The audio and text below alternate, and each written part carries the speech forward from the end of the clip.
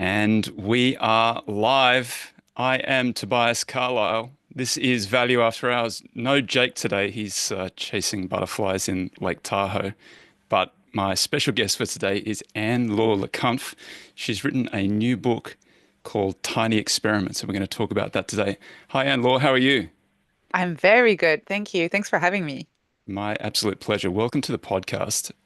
Let's begin with what is your book, Tiny Experiments, about? It's a book about how to live a more experimental life, how to embrace uncertainty, and how to leverage your curiosity. So let's start with the first one. How do we live a more experimental life? It's really about the idea of letting go of the linear definition of success. I think a lot of us have gone through that phase in life or are still in that phase in life where we feel like we need to have a very clear vision and a clear plan in order to be successful. So you have a goal, this big ambition you want to get to, maybe a big milestone. That could be a number, that could be a promotion, that could be a cool job, that could be a startup, a relationship, whatever that is. And then we work really hard to get there. And the problem with this approach is that it doesn't take into account the fact that, first, quite often, happiness is not hiding on the other side of those goals. We get there and we're a little bit disappointed because we're still the same person and our problems are still here. Other times we change, the world changes, and these goals become outdated, and we still keep on pursuing them. And they prevent us from exploring other opportunities, opening other doors, and making room for serendipity. So my book is really about replacing this linear approach with a more experimental one, where instead of starting with this fixed outcome that you have in mind and you want to get to, you start with more of a hypothesis, a research question almost, where you feel like, okay, what's going on here? Or I'm a bit curious about that. Here's something I'd like to explore. Let's see what happens if I give this a try. And you don't have this binary definition of success or failure. You're just trying the thing and seeing what happens and adapting your path based on that. Is that an approach that you have taken in your own life, or how has that been reflected in your life? Yeah, the seed of this book was planted based on my own personal experience. And then I did read a lot of research that was backing that I was definitely not the only one going through this, but I think about my life in terms of two different chapters almost. The first one was very linear. I did my best to do well in school. I got a good job at Google, and I was pretty much always thinking about what was the next rung on the ladder, how I could maybe like climb higher, be more successful, what was the next promotion, the next cool project, and who I needed to work with in order to be able to achieve that kind of success. And then the second chapter in my life, there might be, I hope there will be many more chapters, but the current one I'm in at the moment is a lot more experimental. I don't really know where I'm going. I'm working on a bunch of different things that I'm curious about. I just completed a PhD in neuroscience. I'm writing an online newsletter, have this book coming out, and what's amazing is that I am finding quite a bit of success in what I'm doing, but none of that is based on a fixed, predetermined plan that I'm following. It's really based on continuously experimenting, being open to new ideas, to new collaborations, and being okay with the fact that I generally don't know where I will be in the next few years. I think you were introduced by Tom Owen Morgan, who we had on the podcast, who has a similar sort of interest, or perhaps they rhyme a little bit the same ideas. So, how does your PhD in neuroscience lead you into this type of book and this idea?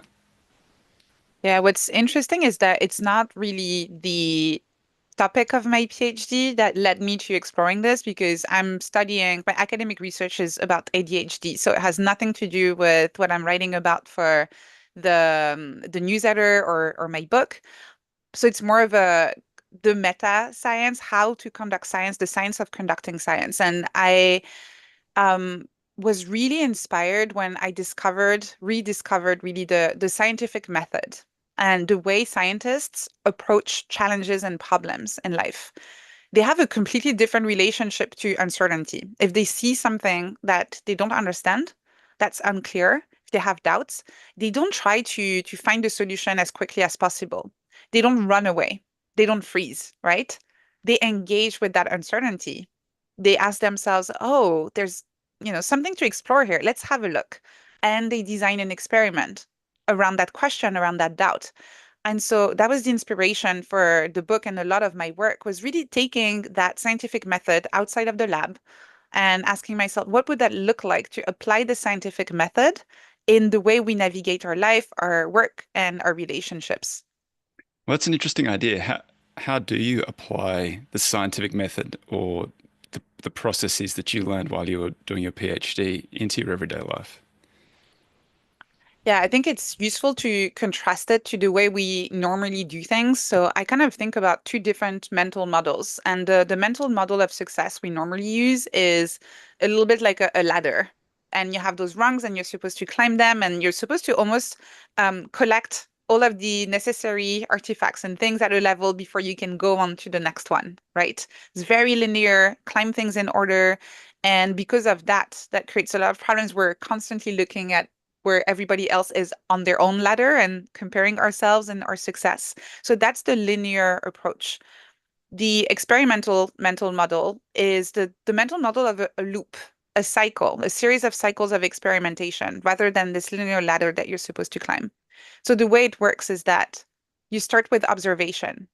You don't try to do something straight away. You just observe. What's the problem? What's the space? Who are the players? How am I feeling? What are my instincts? What is my automatic response? And you just observe the current situation. Based on that, you formulate a hypothesis, a little research question. And this is really just in the form of saying, oh, maybe this is true.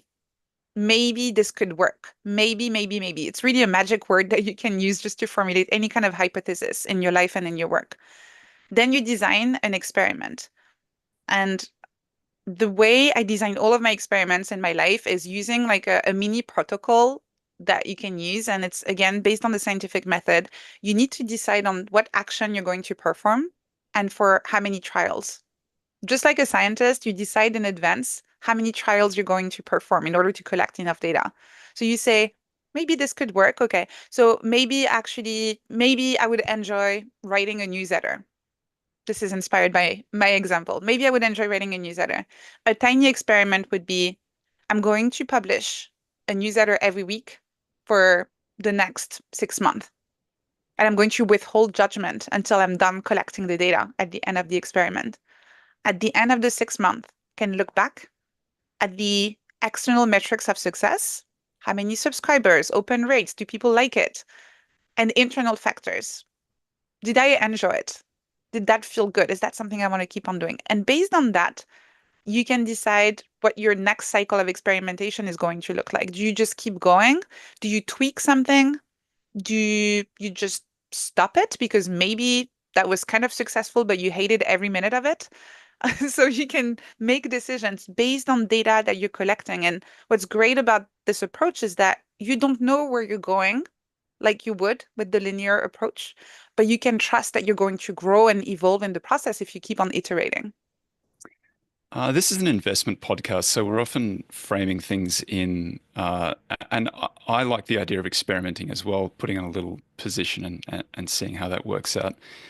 I think one of the reasons for doing that is so that you don't commit a whole lot of resources to something and then find out it's a dead end. So I like the idea of experimentation.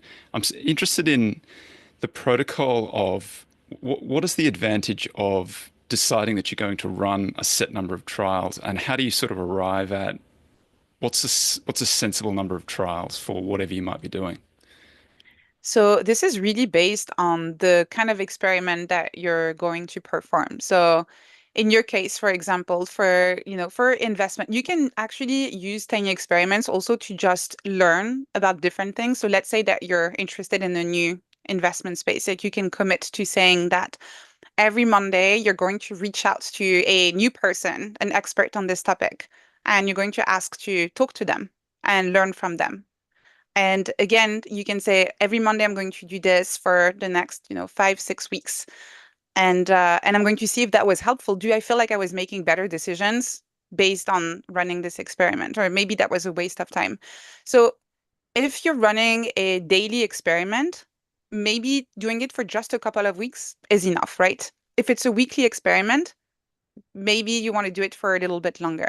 Another way that I think about the length of my experiments is if I've seen people run similar experiments around me, I just ask them. I just tell them, "Hey, I saw that you kind of experimented with this, and this is also why I'm a big fan of learning in public when we share everything we're experimenting with. I saw that you experimented with this. How long did you feel like it took for you to feel like you had enough data in order to be able to make an informed decision based on that experiment?" And that's it. Just do the same duration. The great thing with experiments is that, again, in a bit of a meta way, the duration of the experiment can also be something you experiment with, where you can go for one round. And if after 2 weeks you feel like, I'm still not quite sure, actually, I feel like I don't have enough data yet. Well, let's go for another round. Let's do another 2 weeks and let's see how we feel there. It's really all about going through a cycle, having a checkpoint, seeing if you have enough data to make a decision. If not, maybe just go for another one. I love the idea of the meta approach to science, and that's something that we do try to do with this podcast. A lot of it is thinking about thinking, and it's some of the books that I have written are about cognitive biases and behavioral errors that people make for a variety of different reasons. So one of the questions that springs to mind is when you're examining some of these things, how do you know whether you're getting feedback that's telling you that you're going in the right direction? How do you know that it's not just noise? How do you sort of distinguish between the two as a scientist?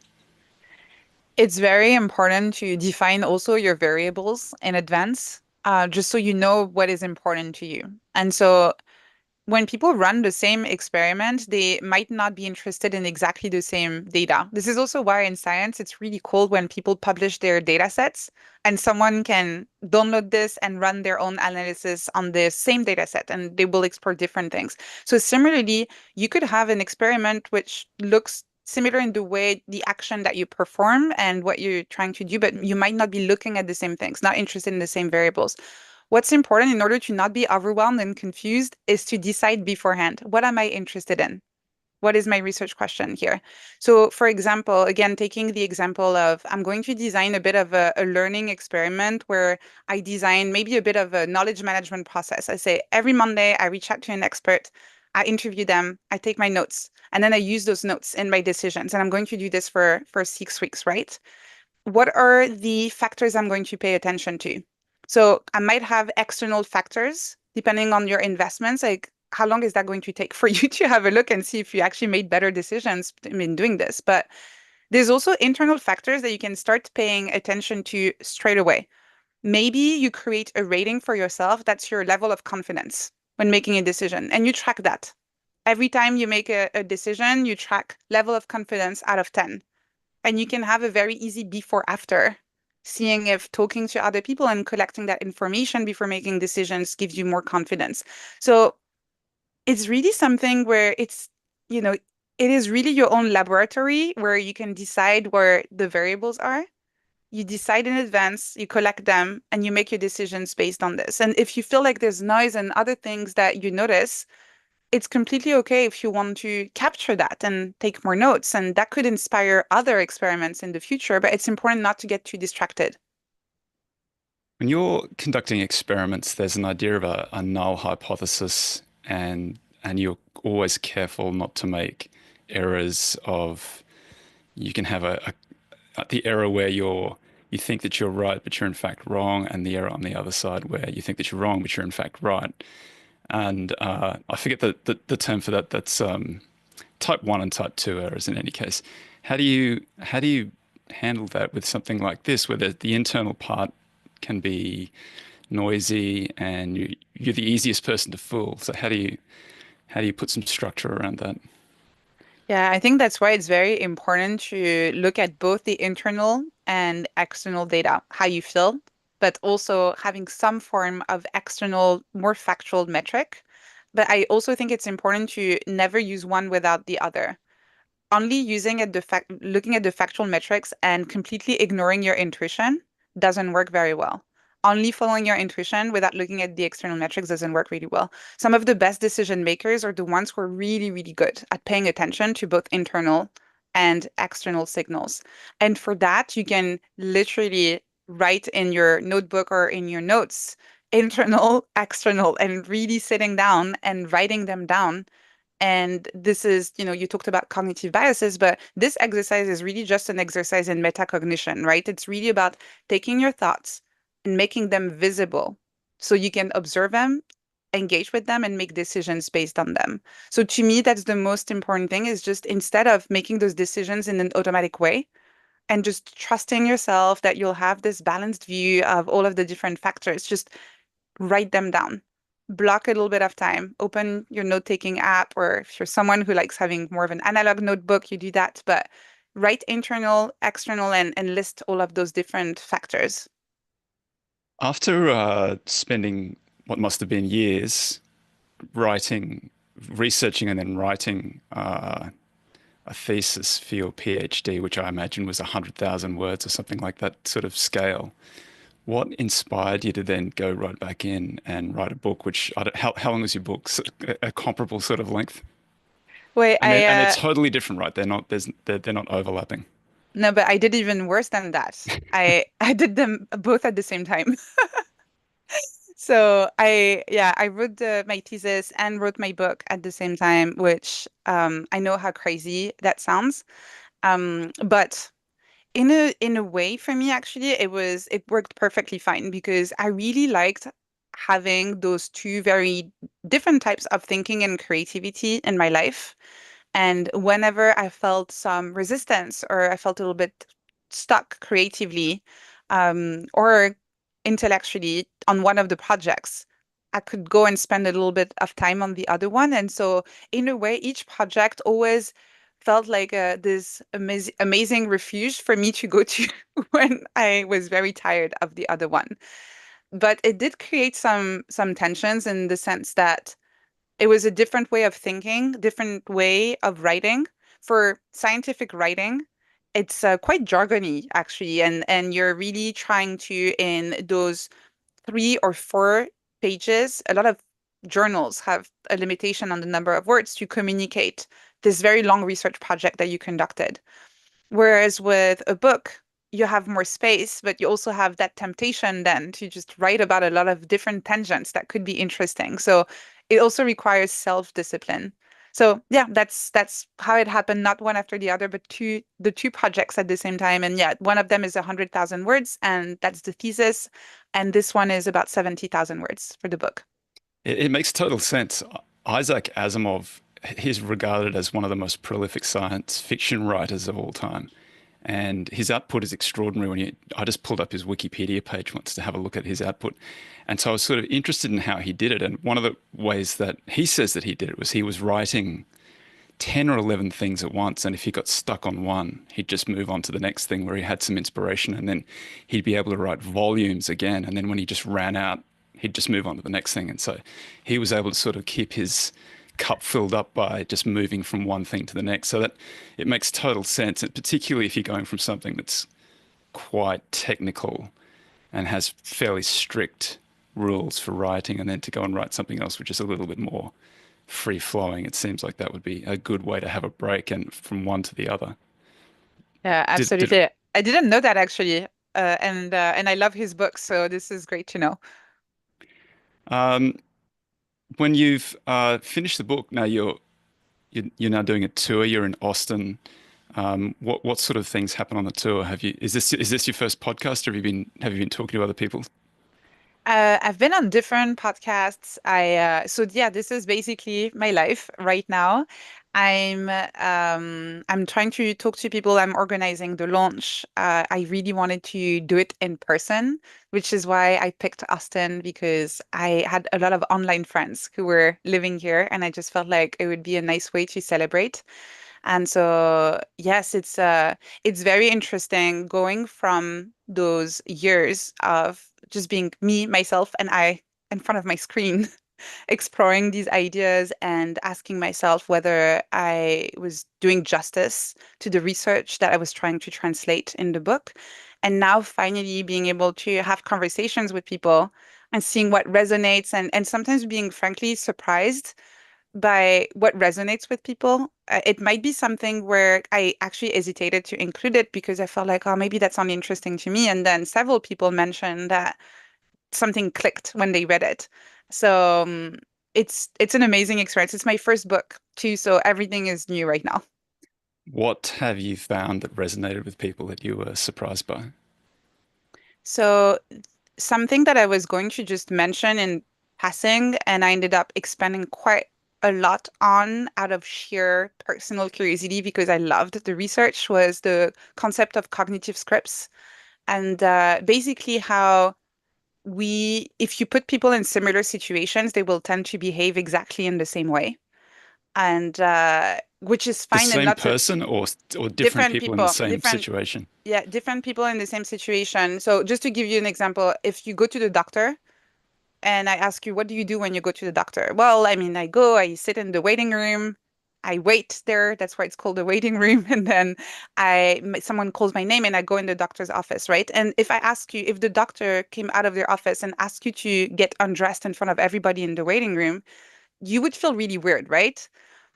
Why? Because there's a script that we all agreed on. We never talked about it, right? But that's just the script. That's what you're supposed to do when you go to the doctor. And we have scripts like these for going to the restaurant and having conversations. And this is all fine. And I think this is helpful in society to just know in that situation, I'm supposed to behave in this way. But then scientists discovered that we actually follow similar types of scripts in lots of areas of our lives, not just going to the doctor or going to the restaurant. We use scripts to decide what our next career steps, to decide on our relationships, to decide on the kind of work projects that we're going to take on. And I'm not an investor, but I imagine we also use scripts to decide what we're going to invest in or not and how we're going to structure that investment. So that was something that I thought was absolutely fascinating. And I included it, but it added quite a few pages to the book. And I went a little bit longer on that chapter that my editor asked me to. And I still decided to keep it. And it turns out this is one of the things most people resonate with. And in terms of the scientific concepts that I explore. Let me just give a little shout out to the folks at home so you can see we go out reasonably broadly. Bellevue, Andhra Pradesh, India, Boise, Idaho, Milton Keynes, Prince George, BC, Valparaiso, Indiana, Toronto, Mumbai, India, Fort Gaius, Alberta, St. Julian's, Malta, London, Lausanne, Switzerland, Gerrards Cross, Tallahassee, York in the UK, Limerick, Ireland, Madeira Island, Portugal, Jupiter, Florida, Tomball, Texas, Capovoga, Iceland, Chaswaza, Australia, Tomball, Texas, Highland Park, Illinois, Pforzheim, Germany, Edinburgh, Scotland, Dunedin, Florida, Toronto, Barrow in Furness, UK, Petah Tikva, Israel. Please don't tell me I've missed the shout outs. You made it, Pants Party. That's the last one. Thanks so much for bearing with me, Anne-Laure. Um, Tell us a little bit about what you did at Google to the extent you can and tell anybody about that. Yeah, absolutely. I started my career at Google in London where I was working on product marketing. And then I moved to San Francisco to work in the Mountain View office where I was working on digital health products. And those products were some of them have changed names since then, but included what was called Android Wear at the time, which is called Wear OS today, and which is basically their version of the Apple Watch, except that they focused on software. Exactly the same thing they did with Android for phones. And I was also working on Google Fit, which is the equivalent of Apple Health for Google. So a lot of that work was partnerships with other app developers and creating campaigns to encourage people to move more, eat better, meditate, take care of their health in general. Do you think that meditation is important for people? Oh, that's an interesting one because that was one of my tiny experiments last year to try and meditate because a way I identify interesting personal experiments, not necessarily in work, but for personal experiments is when I hear myself saying, "Ah, I'm just not good at this thing." It's usually a good signal that that might be something I want to explore. There's a bit of fixed mindset here. And last year, I heard myself say to a friend, I'm just not good at meditation. Just not my thing. Can't do it. And so I was like, oh, that's interesting. Actually, let's design an experiment around this. And I designed an experiment where I said, I'm going to meditate for 15 minutes every day for the next 15 days. And I decided to do it in public. So I created a Google Doc that I shared with everybody on my newsletter and on Twitter. And I let everybody comment. And every day after each meditation, I would write some bullet points, notes, thoughts, and let people comment and share resources. So I would write things like, why am I so itchy? And why is it so hard to, stay in the same position? And people would share some tips. So from the research very, very clearly, meditation is good for you. It's good for your creativity. It's good for your mental health. It helps you sleep better. It helps you feel more calm. There's really at this stage, the research is so strong that there isn't really any doubt as to how good it is for you. The issue, though, is that a lot of people cannot stick to it. It's very hard to stick to it. And so I would really encourage anyone who is and was in my situation to, instead of going straight to trying to build a habit, uh, which is daunting, and then when you don't manage to stick to it, you just stop. Just design a tiny experiment first where you don't commit to meditating for 1 hour for the rest of your life. You just say maybe 10 minutes every day for the next 10 days. Is that too hard? Again, you can play with the duration. 5 minutes every day for the next 5 days. Too hard? 3 minutes every day for the next 3 days. Just design one tiny experiment that you can complete because I'm fully convinced that if you manage to have enough repetitions and you experience what it feels like, this is something you're going to want to implement as part of your routine. So one of the reasons for experimenting is if you feel it's too much of a commitment to do something for the rest of your life or whatever the case may be, you might be able to get yourself to start doing it by saying, I'll just do a little thing for a little period of time. I kind of trick myself into doing this thing. And then after you've done it for 2 weeks, you might feel some of the benefits. And so you might want to then keep on doing it. Is that the advantage of an experiment over sort of a commitment for the rest of your life? Yes, and it actually also works well with the idea that the problem with good habits, I want to say, is that we kind of assume that if a habit is good for someone, it's good for us. The problem with a lot of life decisions also is It's that, oh, okay. I sorry. think that was at your end. Oh yeah, okay, great. The problem with a lot of life decisions as well is that we think that if a life decision is good for someone, it was going to be good for us. And so we try for coming back to habits or anything that you commit to, we assume this is going to be good. We try to do it, and and if we don't see the benefit straight away, we might stop, right? Whereas with an experimental approach, you're not trying to convince yourself of anything. Actually, you can walk into the experiment being quite skeptical about it. That's completely fine. You can say, I don't know, everybody You keeps saying expect this one to meditation. fail. You expect it's Yes, possible that the experiment can fail, yeah, or likely exactly. that the experiment can fail. And that's completely fine. You can really say, bah, I'm pretty sure meditation is not going to work for me, but that's fine. I'm just going to collect that data and I'm going to make a decision afterwards. Yeah, when you said you meditated in public, I thought you meant you literally went outside and meditated in public, but you mean you did the learning process in public, and that was the part that people were able to comment on. What were the results of your experiment? Did you feel like was it worthwhile? Did it make a sort of change that you could notice? Oh, absolutely. I don't meditate every day now, which some people might say, oh, so that wasn't successful. But to me, it was because now meditation has become part of my toolkit. This is something that I use when I feel quite stressed or I need a little reset, which would have never happened before. Or even last week, I was invited by someone I had just met in Austin to a meditation circle for 1 hour, a 1 hour sit.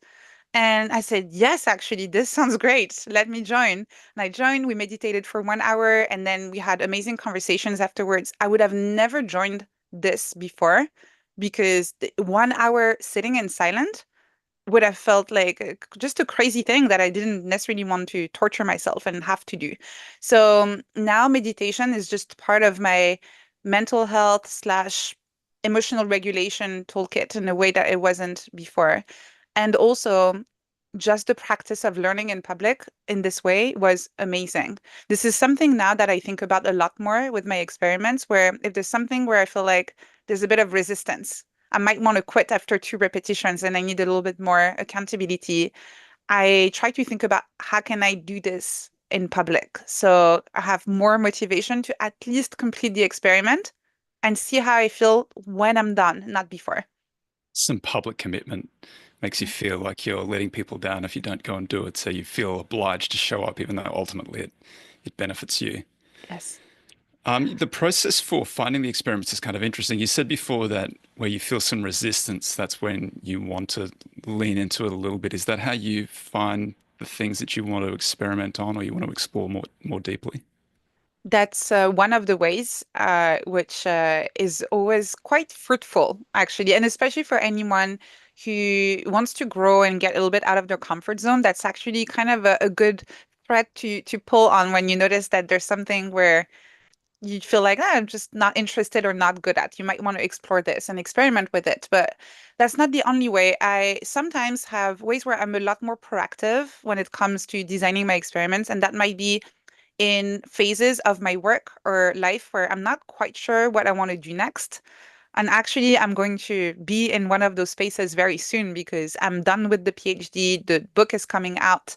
And so there's this question now, what next, right? And it would be very tempting to just go and follow one of the several opportunities I've been offered that seem very exciting, but that feel a little bit linear to me in the sense that that's just the logical next thing to do after what I just completed. So what I do in those cases is that I call it self-anthropology because it's a little bit like being an anthropologist, but with your own work, with your own life as the subject of study. And what you do is that for 24 hours or 48 hours, you pretend you're an anthropologist and you literally take field notes. So you can do that on your phone, you can do that in a notebook, and you observe your own life and your work, and you take those notes and you ask questions like, why do we behave in this way? Why is this such a big priority? Why is our day organized like this? Why do we care more about this thing and not this thing? Exactly like an anthropologist that would discover a new culture and know nothing about it. And there's no self-judgment in this. You're literally just capturing data and observations. When you do this, I guarantee you for 24 hours to 48 hours, you are going to discover patterns of behavior and decisions that you're making in your everyday life and work that you didn't realize were automatic. You're just going for the default way of behaving and thinking. You're in some sort of routine that you haven't realized that you're into just because it's the kind of like, path of less friction. It's the easiest thing to do. You know what you're doing. And this is where this is gold to find new experiments that you can run because you can start questioning those assumptions and ask yourself, okay, we've been doing things in this way. What if we did it in a different way? How can I maybe for the next 2 weeks or for the next month or for the next 2 months take that thing I've been doing in this way and do it in a different way? So you look for things that you're doing unconsciously or automatically, and then think about the reasons why you might be doing them or the drives for doing them, and then you think that there might be some that reveal something that you haven't thought through properly, or you can find a better way of doing. Is that the idea? Yes, exactly. It's I think the two keywords are awareness and intention, which when you think about metacognition, the process of thinking about thinking, this is really all that is, right? Metacognition, and it's really paying attention to your own thoughts and your own behaviors, having this kind of like second order level of thinking about the way you navigate your life and your work and being a little bit more intentional. And the reason why I called my book Tiny Experiments is that people might think that you're supposed to overhaul everything and change everything and experiment with everything. And that's really not what I'm saying. There might be things that you've been doing in a specific way for a long time, and they actually just work. And you might not need to change them. But it's really about questioning that. Look at the way you've been doing things, and then in a very intentional way, you can say, actually, you know what? This works great. No need to change anything. Whereas in another area, you can say, I've been having this feeling, or now that I pay attention, I'm noticing that I'm kind of uncomfortable with this, or I feel like maybe I've been taking too many risks in that area, and so far it's been okay, but yeah, I just feel uncomfortable. There's something to explore here. That kind of tension can be very fruitful when it comes to designing an experiment. I have some questions from our listeners. I'm going to ask this first one. The second one, Tyler, I'm going to ask you a second one first. Um, can you elaborate on turning procrastination into a useful tool? Yes, absolutely.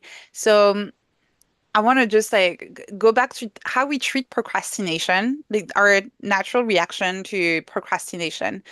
Procrastination is, I think, across the board in most societies considered bad, right? And actually, in the book, I have quotes that are from ancient Greece, where they're already saying that procrastination is a really bad thing and it's going to cause waste your life and ruin your life. And so we don't really like procrastination. If you go on Google and you search for solutions, it's going to tell you how to beat procrastination. It's pretty Yeah. violent, right?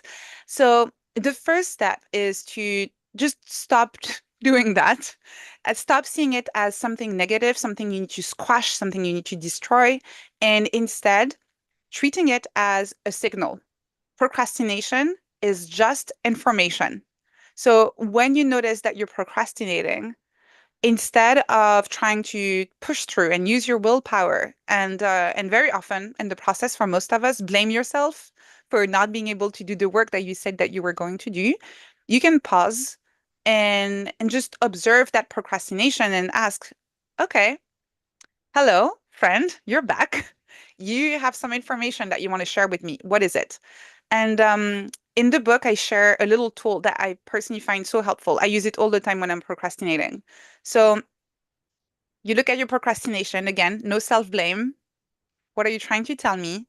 Is the problem coming from the head, from the heart, or from the hand? If it's coming from the head, it means that at a rational level, you might not be convinced that this is the right task to work on, or maybe you're not the right person to work on it, or maybe it's designed in a way that makes no sense. And you've just been trying to like do it because maybe you agreed to do it in this way with your team, but there's something at a subconscious level that tells you that this doesn't feel right. So when it's coming from the head, you can maybe go back to your team or go back to your notes or to the strategy that you have in place and just try and figure out, is that the right approach here?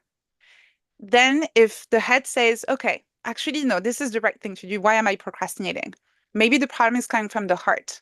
That means that even though at a rational level, you're convinced that it's okay, at a practical level, sorry, can you still see me or? No, we've lost your Uh, vision. you lost me. Okay, let me try and reconnect the camera 1 second. Um, Technology.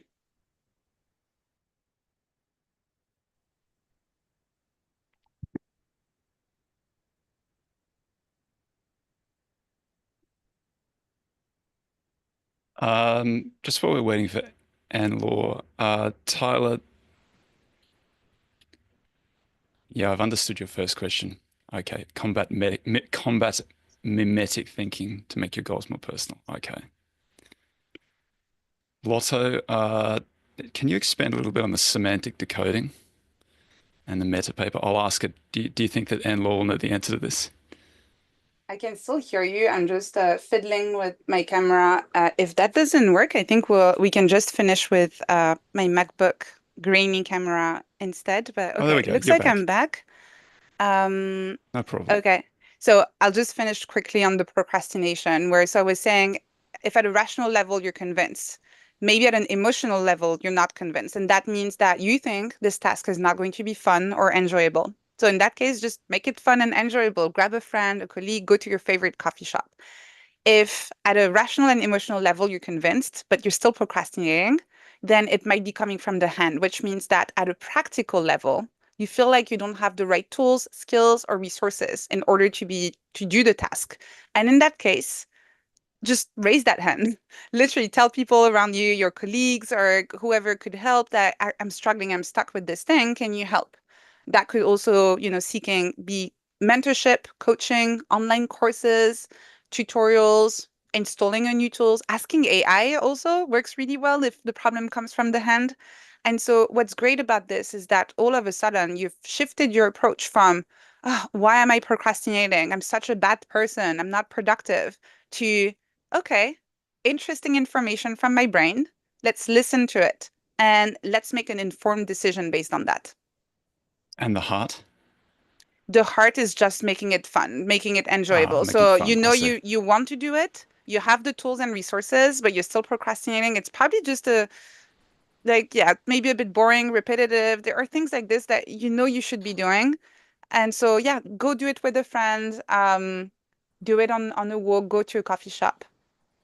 So the question that I have is, do you have any advice around combating mimetic thinking so that you make your goals more personal? Yes, I actually do talk about mimetic desire in the book, and in particular when it comes to those cognitive scripts that I discussed earlier. Very often we copy paste those scripts from others around us without realizing it. And I think again, metacognitive thinking is one of the best skills that you can develop that really applies across the board to better decision making and just navigating life in a more intentional way. Whenever you have a doubt, first, the fact that you're asking this question shows that you're already at that first level, which is great. Questioning the origin of your goals and your ambitions. And then really building that muscle where every time you have this new goal or new ambition, just taking a moment to ask yourself, oh, wait a second, where is that coming from? Again, you can do that through writing. If you have, I know I have a couple of these, and I think it's amazing if you can find them in your community. But if you have a thinking partner, either a friend or a colleague that you feel comfortable actually sharing ideas in a very honest way with and brainstorming together, telling them, hey, I've been thinking about doing this thing, pursuing this goal. What do you think? And so, really, again, practicing metacognition, the act of making your thoughts visible so you can observe them in an intentional way, is really, really good. And lastly, which I think is really important, sometimes it's okay. Mimetic desire can actually be okay, again, if it's intentional. If you realize that the reason why you're pursuing this goal is because your best buddy has done this thing and he looks so happy, and you kind of want to try this thing for yourself, as long as you go into it with this experimental mindset of saying, looks like it worked for him. I'm going to try it too. Might not work, but that looks worth trying. Then you're going to learn something new. And that's success, really, when you think about it. I love that response. I've got a question that I don't fully understand this one. So I'm hoping that you know what this question is about. What is your view on semantic decoding and the recent Meta paper where they took MEG data and output thoughts? Where will this go? Yeah, I've seen the paper. So Great was it success. was it Meta? I don't quote me on this. I think it was Meta where they had this like MEG scanner and they had people type thoughts and then basically by training the it's doing this again. I think I'm just going to switch to, and I'm sorry everyone, I'm going to be on just my MacBook, but I don't know what's going on with my camera. Um, video. Okay. So I think what they did is that they asked people to sit in front of your computer. They were typing thoughts, and so they were collecting both the MEG data and the actual output of typing. And based on this, they trained some machine learning algorithms to actually decode the thoughts. And again, don't quote me on this, but I think they're almost at like 90% accuracy. So they're kind of reading thoughts. But a better way to think about it at this stage is that it's a brain-powered autocorrect, Mm. because it was trained on that specific, set of data. And so what they can do now is that if people are typing something and they make a typo and they're also thinking about what they're typing, you can actually autocorrect what they wrote based on what they meant to type, which is amazing. So it's an That would be very amazing, helpful. yeah, it's an amazing first step. But at this stage, you still need to be sitting in this giant MEG scanner. So it would also require something a bit more portable, I think, for us to be able to use that technology in a more meaningful way. So I'm conscious of the fact Anne-Laure has to get going at 20 minutes past the hour, so we've got about 5 minutes left. I have a question here for you, which you can feel free to answer this from your personal experience or from your professional experience. But the question is, what would you recommend to someone who needs to finish writing a book? Learn in public. I think that's really the best way to go about it. I think for me, it really helped that I announced that I was writing the book even before the first page was written. And I've been sharing updates over the past few years. I've been asking for feedback. Because of that, also, it helped me connect with a lot of people who had advice, who had resources, people who shared research papers with me that are not included in the book. And so, similar to what I did with my meditation experiment, don't just do it behind closed doors. Don't wait until you feel like you're ready because you'll never feel ready, especially with something as daunting as a book. So just say that you're going to do it and then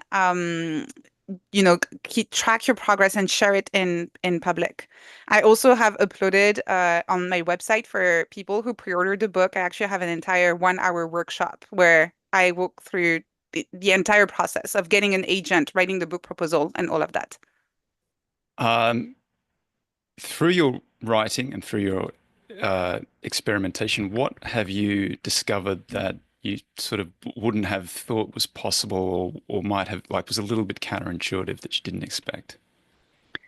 Um, I genuinely thought when I started writing this book that it was too late to write a book, and especially in the current landscape with, all of those AI-driven tools and where a lot of people are reading summaries of ideas instead of reading the actual original article or blog post. But I've been incredibly surprised at how much people are actually craving the experience of losing yourself into someone else's ideas and going really deep and connect with the research and the content. So that was actually a really beautiful surprise, and that gives me a lot of hope when it comes to the state of humanity and just the state of intellectual creativity and connection. Um, for folks who want to purchase the book or follow along with what you're doing, what's the best way of doing that?